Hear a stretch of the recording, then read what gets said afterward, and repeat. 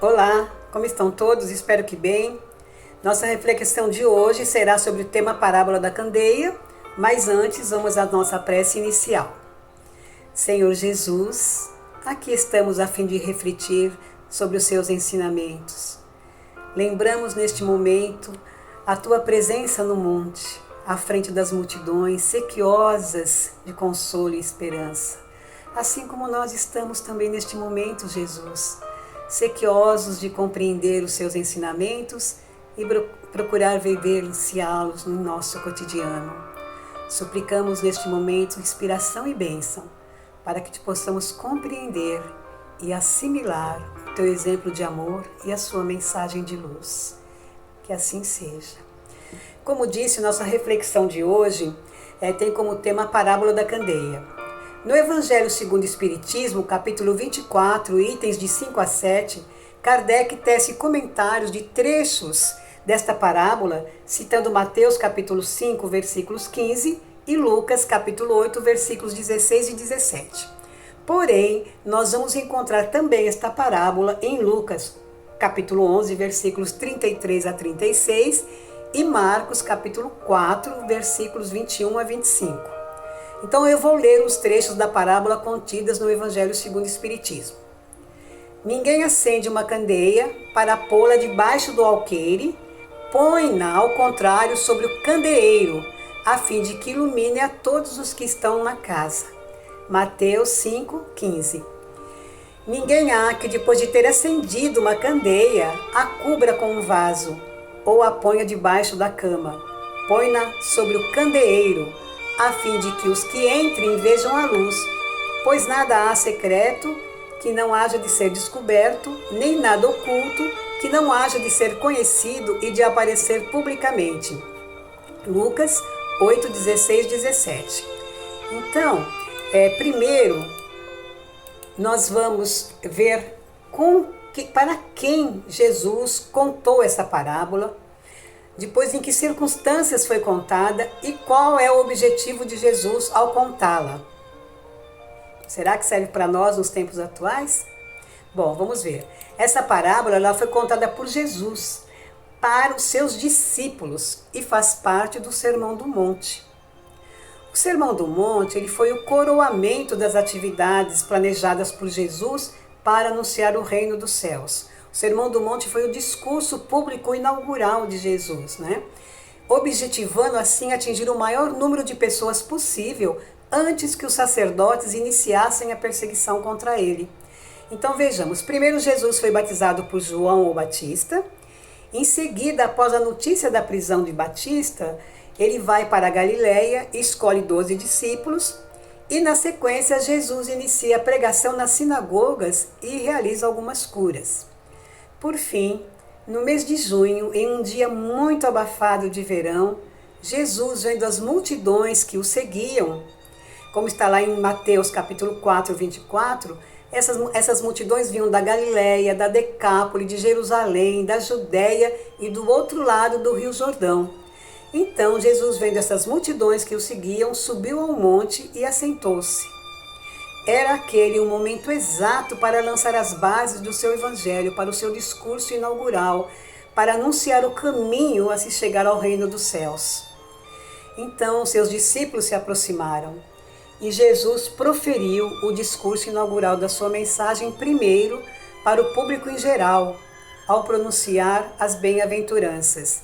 E em seguida ele dirigiu seu discurso aos discípulos, contando-lhes a parábola da candeia, como eu já li para vocês, não é?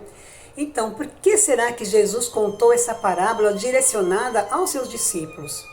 Qual o significado dessa parábola, tanto para os discípulos daquele tempo, quanto para os discípulos atuais, que somos todos nós que nos dizemos cristãos? Então, as parábolas contadas por Jesus não são simples historinhas, elas precisam de uma reflexão mais profunda. Jesus tirava imagens dos elementos do cotidiano das pessoas, da vida material daquelas pessoas, para explicar princípios espirituais. Então, as parábolas de Jesus têm um alto cunho espiritual, para atingir o espírito imortal e não ao corpo material que é perecível. Então vamos elucidar primeiro o significado material de candeia, candeeiro, alqueire e cama. Vejamos que naquele tempo as casas à noite eram iluminadas por candeias, que era uma vasilha pequena, feita de barro, e tinha uma formação onde um pavio era molhado numa porção de azeite de oliva, que servia de combustível para manter a candeia acesa. Se fosse hoje, estávamos perdidos, porque o azeite de oliva está caríssimo, não é? Então, essa candeia, ela era colocada sobre o candeeiro, ou, como está em algumas traduções, sobre o velador. Então, em algumas casas, era um tipo de concha, né? Esse candeeiro ou velador era um tipo de concha no pilar central da casa. Em outras casas, era um tipo de prateleira ou uma pedra saliente na parede. E nas casas de famílias mais abastadas, podia ser um pedestal de metal ornamentado. O importante é que a candeia ficava sempre em cima, sempre no local mais alto para iluminar a casa toda, todo o ambiente, né? A casa toda, todo o ambiente, né? Porque em cada cômodo tinha que ter uma candeia, né? Assim como nós hoje temos uma lâmpada em cada cômodo da nossa casa. E alqueire? Alqueire era um tipo de cesto comum onde se guardavam cereais para medir grãos. Então, e quanto à cama, em algumas traduções está escrito leito. Nós devemos lembrar que não era cama como nós conhecemos hoje. Por isso que a palavra leito, colocada em algumas traduções, é a mais correta a ser usada, porque ela se aproxima mais do exemplo dado por Jesus. Então, na maioria das casas daquele tempo, né, a estrutura era muito pequena, as casas eram muito simplesinhas, muito pequenininhas, né? A maioria da população era pobre. Então, deste modo, geralmente a cama, que não era como nós conhecemos hoje, era um simples colchão que se podia enrolar ao final do uso. Ou então eram vários panos superpostos uns sobre os outros, né? Que também poderia ser facilmente enrolado para não ocupar espaço. E então o leito, por isso que leito era um local para descansar, né? Então, isto posto, voltemos ao entendimento da parábola, ao entendimento espiritual da parábola. Porque todos nós sabemos que a luz é indispensável para a vida material. Mas Jesus estava naquele momento a nos falar da luz indispensável à vida do Espírito. Ele estava falando sobre a luz do conhecimento da Boa Nova, sobre o Evangelho, né? Como entrar no reino dos céus, né? É isso que ele estava nos falando naquele momento. Então, no sentido espiritual da parábola, candeia representa o conhecimento. Acender a candeia significa buscar o conhecimento, adquirir o conhecimento. E este é o primeiro movimento que todos nós devemos fazer, buscar o conhecimento, né? É o primeiro passo que nós devemos dar. Devemos sempre nos lembrar que a fé deve ser raciocinada. A fé não deve ser cega. Então nós temos que buscar o conhecimento. Por isso que ninguém há que depois de ter acendido uma candeia, ou seja, depois de ter o conhecimento, vai cobrir este conhecimento, vai esconder este conhecimento. Como diz Jesus, vai cobrir a candeia com um alqueire ou um vaso, ou vai pôr debaixo da cama. É irracional fazer isso, mas sabemos que há quem faça porque são egoístas. O egoísmo é uma chaga da humanidade, avassala com a humanidade. A pessoa detém o conhecimento, quer isso só para si, né? Então Jesus estava a explicar aos discípulos que agora, eles como discípulos, já tinham conhecimento do que fazer para alcançar o reino dos céus. Portanto, eles não poderiam mais esconder aquele conhecimento de ninguém, eles tinham uma tarefa. Assim como nós, cristãos atuais, também temos a mesma tarefa, né? Que é de pregar o Evangelho. De forma então simbólica, através da parábola, Jesus ensinava aos discípulos e a todos os cristãos e cristãs que não podemos esconder a luz do conhecimento evangélico que nós adquirimos através das lições dadas por Jesus e através da própria vivência de Jesus. Porque Jesus nos ensinou não só na teoria, ele nos ensinou também na prática, porque ele exemplificou, ele viveu os seus ensinamentos, não é? Então, colocar a luz debaixo do alqueire ou do vaso ou debaixo da cama é sobrepor as coisas da matéria às coisas do espírito, no espírito que é imortal, enquanto a matéria é perecível. Então a luz do conhecimento vai ser sufocada, vai ser desperdiçada. Por isso que Jesus nos convida a iluminarmos com o nosso conhecimento do Evangelho a todos os que estejam conosco, a todos aqueles que estejam ao nosso redor. Não somente através dos ensinamentos, das palavras, das teorias, mas principalmente através do nosso exemplo de vida. Ninguém, acendendo uma candeia, a cobre com um vaso ou alqueire. Se acendermos uma vela e colocarmos um pano em cima, um vaso em cima, um copo em cima sobre essa vela, com certeza a vela se apaga, não é verdade? Então o trabalho de nós termos acendido aquela vela vai ser inútil. Então, da mesma forma, quando nós temos um conhecimento, se nós não formos distribuir, compartilhar esse conhecimento, qual o objetivo de ter esse conhecimento? Somente para nós? E ninguém há que depois de ter acendido uma candeia, a ponha debaixo da cama. Aqui Jesus faz um alerta. Nós sabemos que cama é o momento de nosso descanso, de paralisação das nossas atividades. Jesus, então, usando essa metáfora, está nos alertando que a luz do conhecimento não pode ficar debaixo do leito, da cama, porque ela vai se apagar. Ao deitarmos no leito, ou seja, ao deixarmos de lado o nosso conhecimento adquirido, nós estamos apagando a luz deste conhecimento pela nossa estagnação, pela nossa paralisação, porque quando nós estamos no leito, é o momento de paralisação das nossas atividades cotidianas.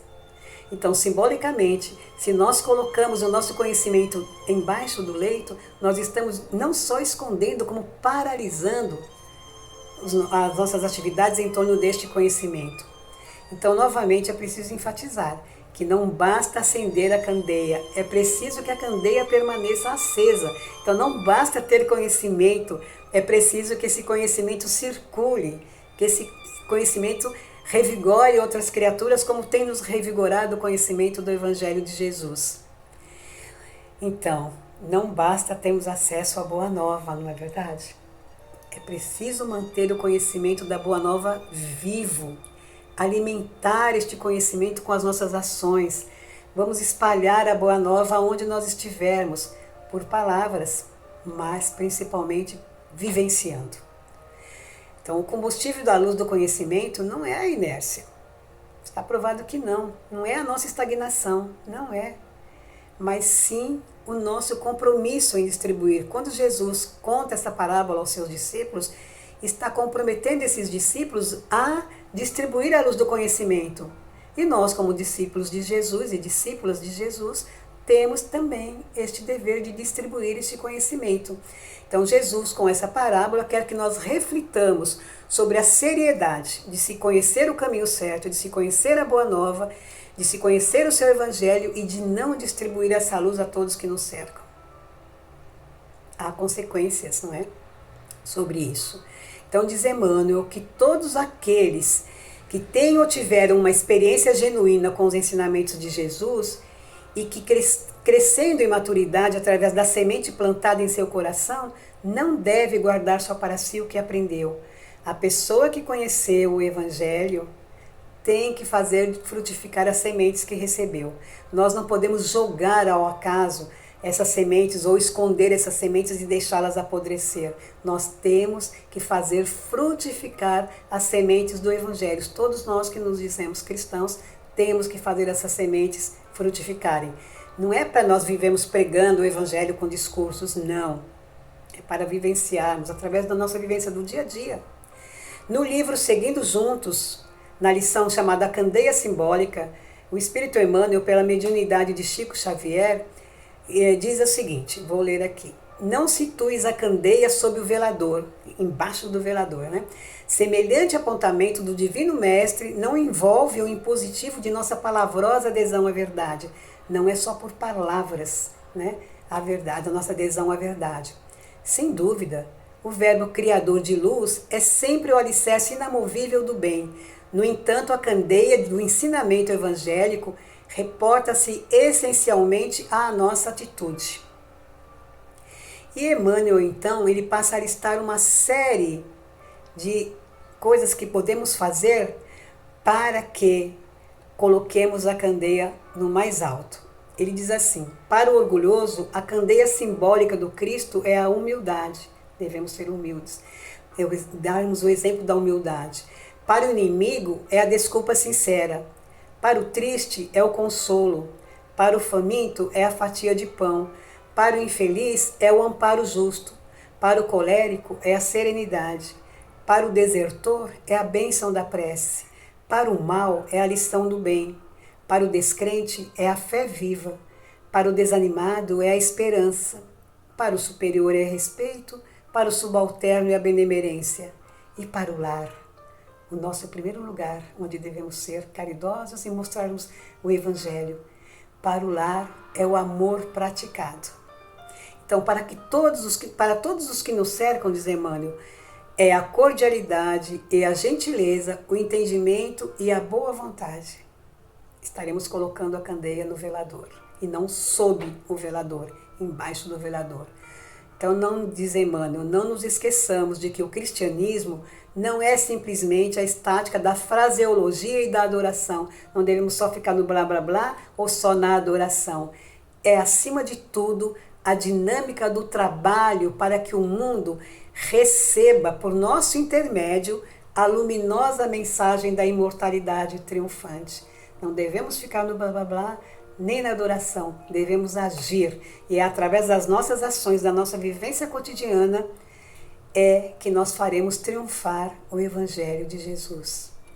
Porque Jesus, diz Emmanuel, o nosso mestre inesquecível, não ocultou a candeia do próprio coração sob o velador da grandeza celestial, mas desceu até nós e imolou-se na cruz, para que lhes descobríssemos no exemplo o caminho para a luminosa renovação.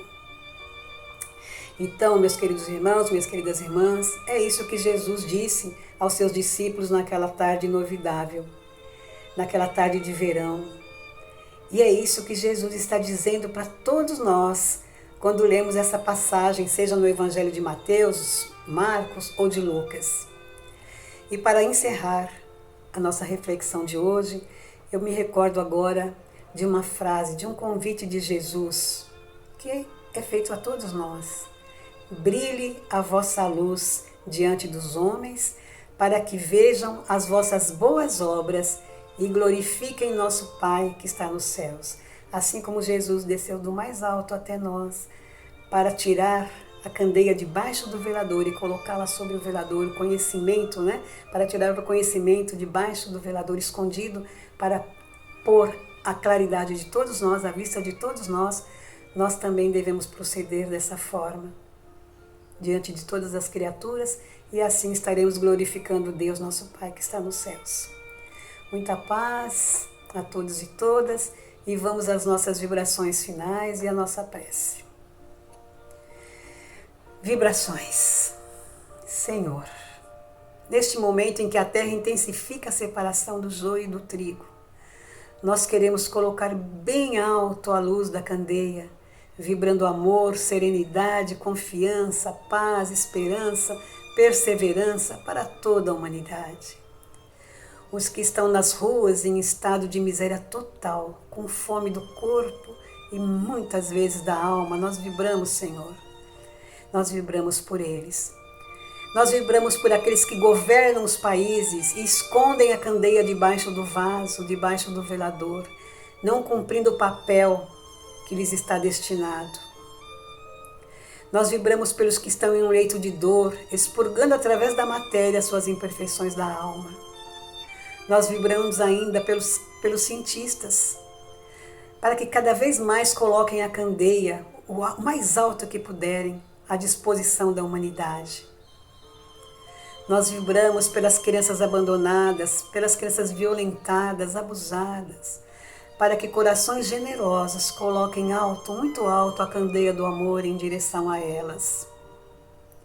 Nós vibramos pelo pessoal da saúde, da área da saúde. Enfim, Senhor, nós vibramos para que a luz dos seus ensinamentos brilhe muito, cada vez mais, em cada coração da terra, hoje e sempre, Senhor. Graças a Deus. E eu gostaria de encerrar e peço permissão para ler o trecho de um poema de Casimiro Cunha, chamado Súplica do Natal. Na noite santificada, em que maravilhas de luz sobem preces, cantam vozes, lembrando-te, meu Jesus. Entre as doces alegrias de teu Natal, meu Senhor, volve ao mundo escuro e triste os olhos cheios de amor. Repara conosco a terra, angustiada e ferida, e perdoa, Mestre amado, os erros de nossa vida. Se a inteligência dos homens claudicou e recaiu, a tua paz não mudou e ao teu amor não dormiu. Por isso, ó Pastor divino, nos júbilos do Natal, saudamos a tua estrela de vida excelsa e imortal. Que o mundo te guarde, a lei pela fé que nos conduz, das sombras de nossa vida ao reino de tua luz. Feliz Natal a todos, feliz ano de 2022. Vamos buscar elevar a candeia do nosso conhecimento do Evangelho de Jesus a todos aqueles que nos rodeiam. Vamos colocar essa semente que já está em nosso coração para frutificar em todos os lugares em que tivermos. Paz e luz a todos.